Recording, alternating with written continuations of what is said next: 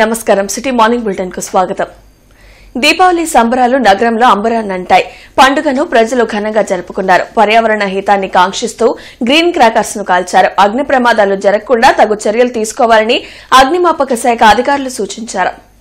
పర్యావరణ హితాన్ని కాంక్షిస్తూ green crackers ను కాల్చారు. అగ్ని ప్రమాదాలు జరగకుండా తగు చర్యలు తీసుకోవాలని అగ్నిమాపక శాఖ అధికారులు సూచించారు. జీఎస్టీ సడలింపుల వల్ల అల్పాదాయ వర్గాలకు ఎలాంటి మేలు లేదని సిపిఐ రాష్ట్ర కార్యదర్శి రామకృష్ణ అన్నారు.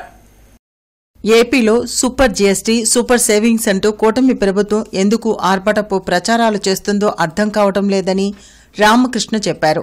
విజయవాడలో ఆయన మీడియాతో మాట్లాడారు. ఇతర రాష్ట్రాలతో పోల్చితే జీఎస్టీ వసూళ్లలో తక్కువ వస్తున్నా ఎందుకు ఓవరాక్షన్ చేస్తున్నారని నిలదీశారు. జీఎస్టీతో కలిగే లబ్ధిపై ప్రభుత్వం శ్వేతపత్రం విడుదల చేయాలని రామకృష్ణ డిమాండ్ చేశారు. నిజంగా జీఎస్టీ వల్ల మనకి అంత పెద్ద ఎత్తున ఏమన్నా ఆదాయం వస్తూ ఉందంటే అంత పెద్ద ఎత్తున ఆదాయం ఆంధ్ర రాష్ట్రానికి రావడంలే. మన రాష్ట్రానికి గత మాసంలో 3,500 కోట్లు వస్తే ఈవెన్ తెలంగాణలో 5,100 కోట్లు వచ్చిందంటున్నారు. ఒరిస్సాలో 5,700 కోట్ల రూపాయలు వారికి జీఎస్టీ ద్వారా ఆదాయం వచ్చిందని చెప్తా ఉన్నారు. మహారాష్ట్రలో 27,000 కోట్ల రూపాయల ఆదాయం వచ్చిందని చెప్తా ఉన్నారు. కాబట్టి ఏమంటే మరి తెలంగాణ, ఒరిస్సా రాష్ట్రాల కంటే అతి తక్కువ ఆదాయం వచ్చిన ఆంధ్రప్రదేశ్ రాష్ట్రము ఇంత పెద్ద ఎత్తున సంబరాలు ఎందుకు చేసుకుంటా ఉన్నారో దానికి వారే సమాధానం చెప్పాలి. పోనీ ప్రజలకు ఏమైనా లబ్ధి జరిగింది అంటే సాధారణ ప్రజలకు పెద్దగా లబ్ధి జరిగేది ఏమీ ఉండదు. ముఖ్యంగా బిలో పావర్టీ లైన్లో ఉన్న కుటుంబాలకి అంత పెద్దగా ఏం జరగదు. ఎందుకంటే ఆంధ్ర రాష్ట్రంలో 1,68,000 కుటుంబాలు ఉంటే అందులో 1,46,00,000 కుటుంబాలకు ఇవాళ వైట్ రేషన్ కార్డ్స్. నిజాయితీకి మారుపేరు, క్రమశిక్షణకు నిలువెత్తు నిదర్శనమైన మనిషి retired head master Dondapati Jagannatham నిన్న రాత్రి కన్నుమూశారు. పార్థివ దేహాన్ని పండరీపురం 1వ లైన్లో ఉంచారు. ఈ రోజు మధ్యాహ్నం 2 గంటలకు స్తంభాల గరుల్లోని మహాప్రస్థానంలో అంతిమయాత్ర జరుగుతుందని కుటుంబ సభ్యులు తెలియజేశారు. నెల్లూరు ఘటనలో గాయపడి ఉదయ్ హాస్పిటల్లో చికిత్స పొందుతున్న పవన్, భార్గవ్లను రాష్ట్ర హోంమంత్రి వంగల్పూడి అనిత, ఎమ్మెల్యేలు కన్నా లక్ష్మీనారాయణ, మొహమ్మద్ నజీర్, బొలిశెట్టి శ్రీనివాసరావులు పరామర్శించారు. ఈ సందర్భంగా హోంమంత్రి అనిత మాట్లాడుతూ కులాన్ని అడ్డుపెట్టుకుని వైసీపీ నాయకులు రాజకీయం చేయడానికి ప్రయత్నిస్తున్నారని మండిపడ్డారు. ముఖ్యమంత్రి చంద్రబాబు నాయుడు నేరుగా ఫోన్లో బాధితులతో మాట్లాడారని వెల్లడించారు. హాస్పిటల్లో ఉన్న వారికి ఎలాంటి వైద్యం అందుతుందో తెలుసుకున్నామన్నారు. సోషల్ మీడియా వేదికగా కులాన్ని రెచ్చగొట్టే వారిపై కఠిన చర్యలు తీసుకుంటామని హెచ్చరించారు. చికిత్స పొందుతున్న వారి వైద్య ఖర్చులు ప్రభుత్వం భరిస్తుందన్నారు. అన్ని విధాలా ఆ కుటుంబాన్ని ఆదుకుంటామని హామీ ఇచ్చారు. నెల్లూరు జిల్లాలో జరిగిన ఘటన ఎంతో దురదృష్టకరమని మాజీ మంత్రి కన్నా లక్ష్మీనారాయణ అన్నారు. రాజకీయ లబ్ది కోసం ఈ హత్యను వైసీపీ నేతలు వాడుకుంటున్నారని మండిపడ్డారు. రాజకీయ నాయకుల మధ్య జరిగిన ఘటనకు కులాలు అంటగట్టొద్దని హితవు పలికారు. దోషులకు కఠిన శిక్ష పడేలా కూటమి ప్రభుత్వం చర్యలు తీసుకుంటుందని అన్నారు.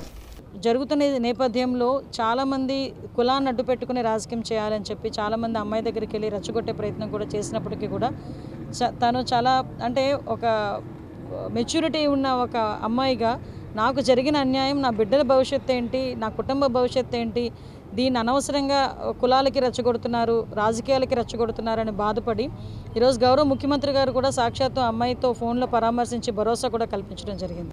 కానీ నేను ఒకటే చెప్తున్నానండి, ప్రత్యేకంగా ఒక మనిషి కష్టాల్లో ఉన్నారు, ఒక కుటుంబం కష్టంలో ఉంది, అనుకోని కష్టం వచ్చింది, దురదృష్టకర సంఘటన.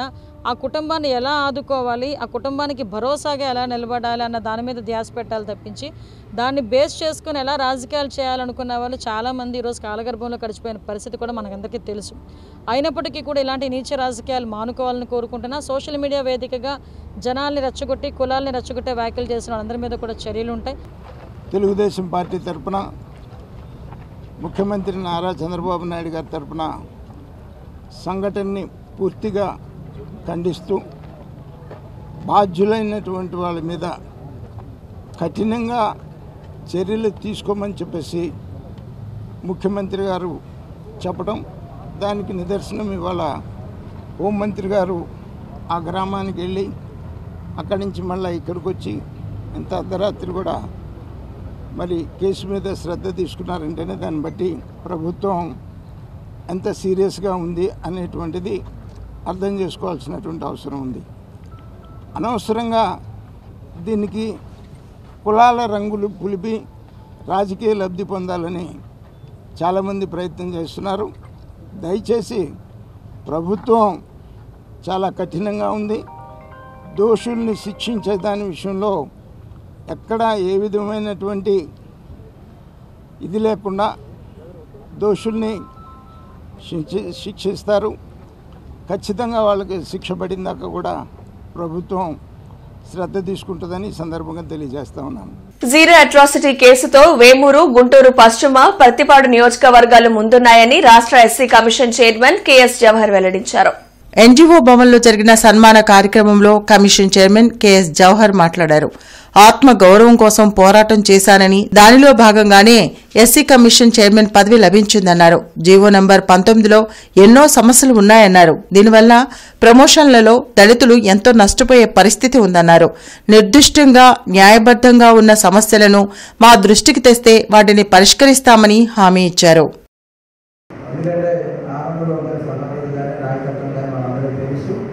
దాంతో పాటుగా నాకు కూడా మంచి సలహాలు అప్పుడప్పుడు ఇస్తూ ఉంటాను.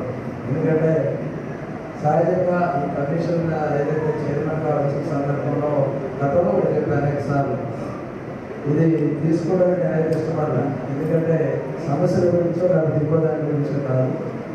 నేను ఫైట్ చేశాను. ఆ ఫైట్ చేసినటువంటి సందర్భంలో ఆత్మగౌరవాన్ని వదులుకోలేక ఎమ్మెల్యేసీ వదులుకోవడం అనేది వాస్తవం. ఎందుకంటే ఆత్మగౌరవాన్ని నేర్చేది లేదని విశ్వసించినటువంటి వ్యక్తుల్లో ఉన్నటువంటి ఆత్మగౌరవం కోసం పోరాడేటువంటి వ్యక్తిగా ఆత్మగౌరవం లేకుండా పాస్టర్లు, చర్చీలు క్రైస్తవుల రక్షణ కోరుతూ ఈ నెల 30న గుంటూరులో భారీ ర్యాలీ జరగనుంది. నగరంపాలెం నుంచి కలెక్టరేట్ వరకు ర్యాలీ చేపట్టనున్నట్లు క్రైస్తవ ఐక్య కార్యాచరణ కమిటీ ఫౌండర్ గోలమూడి రాజసుందర్ బాబు తెలిపారు. రెవెన్యూ కళ్యాణ మండపంలో సభ జరుగుతుందని అన్నారు. క్రైస్తవుల రక్షణకు ప్రత్యేక చట్టాన్ని రూపొందించాలని, క్రిస్టియన్ సమాధుల కోసం జాప్యం లేకుండా స్థలాలు కేటాయించాలని, మండల, డివిజన్ స్థాయిలో క్రైస్తవ భవనాలు నిర్మించాలని డిమాండ్ చేశారు. పాస్టర్లు ఆయా చర్చిల్లో దేవుని వాక్య శాంతి సమాధానం గురించే బోధిస్తారు. అటువంటి వారిపైన దాడులు చేయటం అది రాజ్యాంగ విరుద్ధం, సహజ న్యాయ సూత్రాలు కూడా మరి విరుద్ధం. ఈ క్రైస్తవత్వం అనేది భారతదేశానికి ఎంతో మేలు చేసింది. అటువంటప్పుడు ఈ క్రైస్తవుల్ని, పాస్టర్లని కాపాడుతూ, చర్చిల్ని కాపాడుతూ ఒక సమగ్రమైన చట్టం ఆంధ్రప్రదేశ్ రాష్ట్రంలో చేయాలని మేము విజ్ఞప్తి చేస్తూ ఈ నెల 30వ తారీఖున గురువారం రోజున ఉదయం 10 గంటలకి నగరంపాలెం 3 బొమ్మల సెంటర్ నుంచి కలెక్టరేట్ వరకు ర్యాలీ జరుపుతున్నాం. కలెక్టరేట్ ఎదుట మోకాళ్లపైన మరి ప్రార్థన చేసిన తర్వాత 12 గంటలకి రెవెన్యూ కళ్యాణ మండపంలో, ఆర్డీఓ ఆఫీస్ ప్రక్కన రెవెన్యూ కళ్యాణ మండపంలో మరి సభ జరుగుతుంది. దీనికి విశేషంగా పాస్టర్లు, అలాగనే క్రైస్తవులు, ఇంకా క్రైస్తవ సంఘాల నాయకులు అందరూ కూడా కథలు రావాలని, జయప్రదం చేయాలని విజ్ఞప్తి చేస్తారు. బహుజన ప్రజా సంఘాల ఆధ్వర్యంలో దమ్మ దీపావళి నిర్వహించారు. లాడ్జీ సెంటర్లో నిర్వహించిన ఈ కార్యక్రమంలో క్యాండిల్స్ వెలిగించారు. బుద్ధుని ఆలోచన విధానంతో ప్రతి ఒక్కరూ ముందుకు సాగితే శాంతి నెలకొంటుందని అంబేద్కర్ స్టూడెంట్స్ అసోసియేషన్ ప్రతినిధి సురేష్ అన్నారు.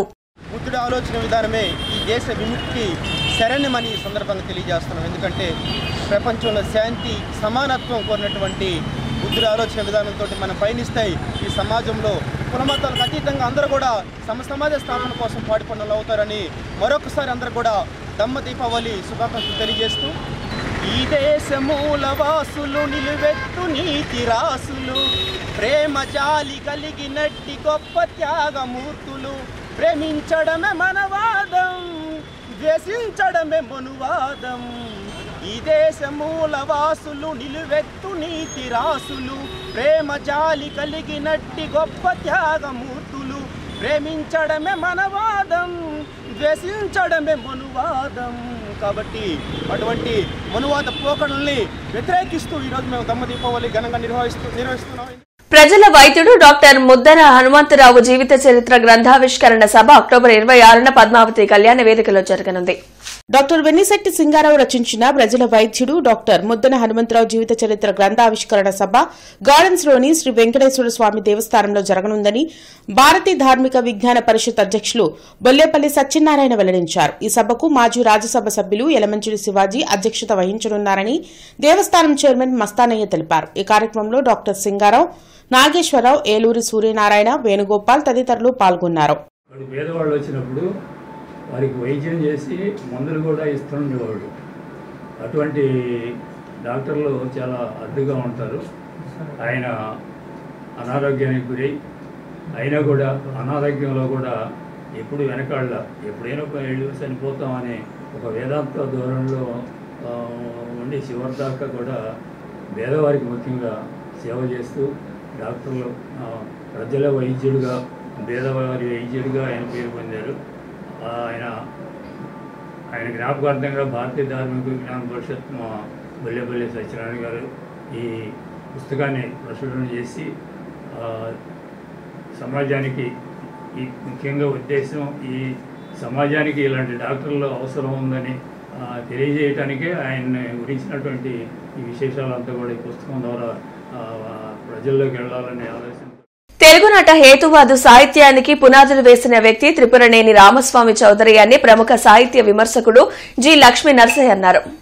బ్రాడీపేటలోని సిపిఎం కార్యాలయంలో ఆదివారం సాయంత్రం జరిగిన కవిరాజు త్రిపురనేని రామస్వామి చౌదరి పురస్కార ప్రదాన సభకు మాజీ ఎమ్మెల్సీ కెఎస్ లక్ష్మణరావు అధ్యక్షత వహించారు. లక్ష్మీ నరసయ్య మాట్లాడుతూ రామస్వామి సాహిత్యానికి వారసుడు కోయి కోటేశ్వరరావుకు, రామస్వామి సామాజిక సంస్కరణ ఉద్యమానికి వారసుడు డాక్టర్ ఆళ్ల వెంకటేశ్వర్లకు రామస్వామి పురస్కారాలు ఇవ్వడం సముచితమని అన్నారు. విశ్రాంత ఐఏఎస్ అధికారి పివి రమేష్ మాట్లాడుతూ 100 ఏళ్ల క్రితం సమాజంలో ఉన్న అసమానతల మీద తిరుగుబాటు సాహిత్యాన్ని రచించిన వ్యక్తి త్రిపురనేని రామస్వామి అని అన్నారు. మాజీ మంత్రి డొక్కా మాణిక్య వరప్రసాద్ మాట్లాడుతూ తెలుగునాట బ్రాహ్మణ వ్యతిరేక ఉద్యమం ప్రారంభించింది రామస్వామి అని అన్నారు. అనంతరం కోయి కోటేశ్వరరావు, ఆళ్ల వెంకటేశ్వర్లకు త్రిపురనేని రామస్వామి పురస్కారాలు ప్రదానం చేసి సత్కరించారు. సభలో ప్రముఖ విద్యావేత్త కన్నా మాస్టారు, డాక్టర్ అంబేద్కర్, జాష్వా, పూలే, పెరియార్ లిటరరీ ఫౌండేషన్ అధ్యక్షులు బి విల్సన్, డాక్టర్ మోకిరి సుధా తదితరులు పాల్గొన్నారు. ఈయన వేరే ఏమీ రాయకుండా ఒక్క సూత పురాణం రాసి గుర్తున్నా ఇప్పుడు ఆయన కాంట్రిబ్యూషన్ ఏదైతే అని మనం అనుకుంటున్నామో అదే కాంట్రిబ్యూషన్. సూత పురాణం యొక్క ప్రాముఖ్యత అందుకే భూత పురాణము కాదిది,